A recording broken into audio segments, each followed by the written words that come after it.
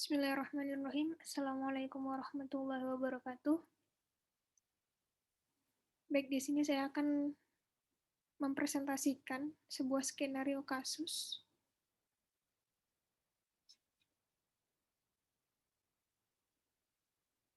Seorang laki-laki datang dengan keluhan luka kehitaman di daerah jari tangan dengan riwayat perjalanan penyakit 1 bulan sebelum masuk rumah sakit, pasien mengeluh tertusuk duri.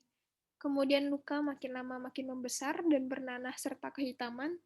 Pada saat masuk ke rumah sakit, keadaan umum kompos mentis dengan tekanan darah 100/40, nadi 89 kali per menit, dan pernafasan 20 kali per menit.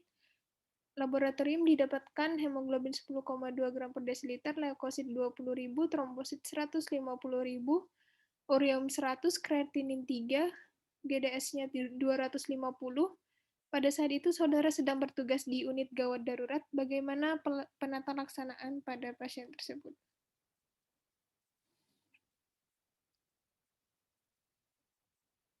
Nanti kita akan melakukan anamnesis dulu, kemudian pemeriksaan fisik, kemudian ada tata laksana awal dan pemeriksaan penunjang, baru terakhir nanti dijelaskan pembahasannya.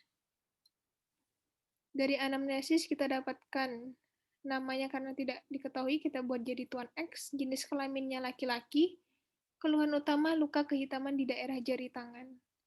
Riwayat perjalanan penyakit 1 bulan sebelum masuk rumah sakit, pasien mengeluh tertusuk duri. Kemudian luka makin lama makin membesar dan bernanah serta kehitaman. Dari pemeriksaan fisik didapatkan kesadaran kompos mentis, tekanan darah 100/40, diastoliknya turun, nadi 89 kali per menit normal, pernapasan 20 kali per menit normal. Dari pemeriksaan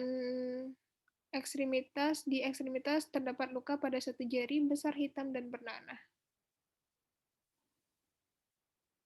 Tentunya ketika pasien datang kita harus selalu melakukan primary survey. Di sini airway-nya bebas, breathing-nya spontan, respiration rate-nya 20 kali per menit. Untuk circulation-nya didapatkan tekanan darah 100/40, heart rate-nya 89 kali per menit, GCS-nya 15. Problem list-nya kita suspek shock sepsis. Untuk tata laksana awal, kita pasang IV line, ambil sampel darah untuk cek laboratorium, berikan Dinger laktat 20 kali per menit. Untuk tata laksana hipotensi, kemudian evaluasi. Kemudian kita berikan antibiotik broad spectrum intravena. Berupa ceftriaxone 500 mg kita dapat gunakan. Sambil menunggu hasil lab, lakukan manajemen luka atau rujuk ke spesialis bedah. Secondary survey, dari keluhan utama tadi kita dapatkan luka kehitaman di daerah jari tangan. Dari anamnesis kita dapatkan juga riwayat perjalanan penyakit pasien tertusuk duri di jari tangan sejak 1 bulan sebelum masuk rumah sakit. Kemudian luka makin lama membesar dan bernanah serta kehitaman. Kemudian masuk ke IGD dan ditata laksana awal oleh dokter umum. Untuk pemeriksaan penunjang, dapatkan Hb-nya menurun, leukositnya meningkat, trombositnya normal, ureumnya meningkat, kreatininnya meningkat, gula darah sewaktunya meningkat. Kesimpulannya nanti kita bahas berdasarkan alur SOFA, pasien telah mengalami sepsis. Kemudian terdapat gangguan fungsi ginjal serta diabetes mellitus. Kita rujuk ke bagian penyakit dalam untuk tata laksana lebih lanjut. Sedikit pembahasan. Pembahasannya mengenai sepsis. Sepsis merupakan keadaan disfungsi organ yang mengancam jiwa yang disebabkan karena disregulasi respon tubuh terhadap infeksi. Sepsis merupakan respon sistemik terhadap infeksi dalam tubuh. Definisi shock sepsis. Shock septik dapat diidentifikasi dengan adanya klinis sepsis dengan hipotensi menetap. Kondisi hipotensi membutuhkan tambahan vasopresor untuk mempertahankan kadar MAP lebih dari 65 dan laktat serum lebih dari 2, walaupun telah dilakukan resusitasi, atau sepsis dengan hipotensi, kadar serum laktat lebih dari 2 yang menetap walaupun telah diberikan terapi cairan sehingga dibutuhkan pemberian vasopresor untuk mempertahankan MAP lebih dari 65. Etiologinya, shock sepsis dapat disebabkan oleh infeksi bakteri gram negatif 70%, infeksi bakteri gram positif 20-40%, infeksi jamur dan virus 2-3%, serta protozoa. Ini alur penegakan sepsis. Pertama, pasien yang dicurigai terinfeksi. Mungkin kalau pada pasien ini karena terdapat luka kehitaman yang sudah satu bulan, yang nampak jelas bahwa itu kehitaman bernanah, maka kita harus menilai KI-SOFA. Kemudian nanti apabila KI-SOFA-nya lebih dari 2, nanti kita harus nilai lagi SOFA. Kemudian kalau KI-SOFA-nya kurang dari 2, maka kita lihat jika sepsis masih kita curigai, yaitu tadi karena ada luka terbuka, maka kita tetap harus menilai SOFA-nya. Ini quick SOFA atau KI-SOFA. KI-SOFA dinyatakan positif apabila terdapat 2 dari 3 kriteria. Apa kriterianya? Ini ada 3. Yang pertama, laju pernafasan lebih dari 22 kali per menit, perubahan status mental atau kesadaran, serta tekanan darah sistolik kurang dari 100.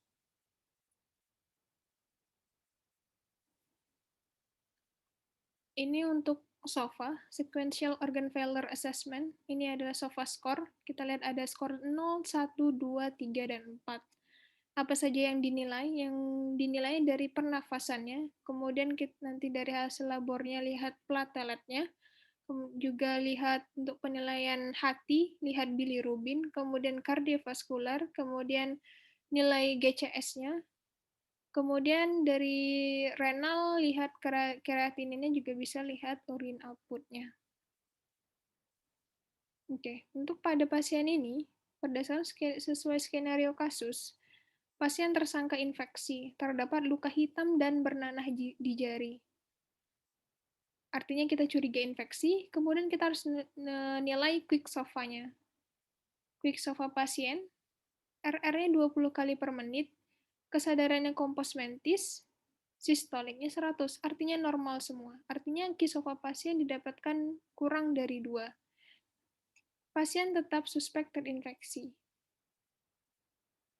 Pasien suspek terinfeksi sesuai alurnya tadi, apabila pasien tetap kita curigai bahwa terinfeksi karena jelas ada luka terbuka dan lukanya sudah hitam, maka kita harus nilai SOFA. SOFA-nya di sini tidak lengkap, namun kita lihat bahwa kreatininnya sudah dari 3 mg.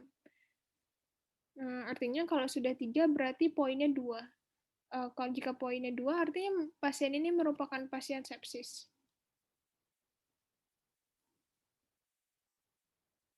Maka mengapa kami diberikan skenario seperti ini? Karena ini nyata terjadi, keadaan pasiennya bagus, kesadaran, pemeriksaan, dan lainnya bagus, namun setelah ditangani awal, masuk ke ruang perawatan, ternyata tiba-tiba pasiennya keadaannya semakin memburuk. Alur penegakan sepsisnya terlewatkan, karena keadaan pasiennya bagus, dinyatakan bagus, maka sudah tidak dicurigai lagi sepsis. Ternyata kita harus menilai tidak hanya dengan quick SOFA, tapi kita lihat juga SOFA score-nya. Jika memang benar-benar ada sumber infeksi yang nyata, maka ikutilah alur penegakan sepsis dan shock sepsis. Identifikasi benar KI-SOFA dan SOFA-nya sehingga ketika ada kasus-kasus seperti ini lagi, kita tidak terlewatkan. Baik, mungkin sekian presentasi kali ini. Terima kasih. Wassalamualaikum warahmatullahi wabarakatuh.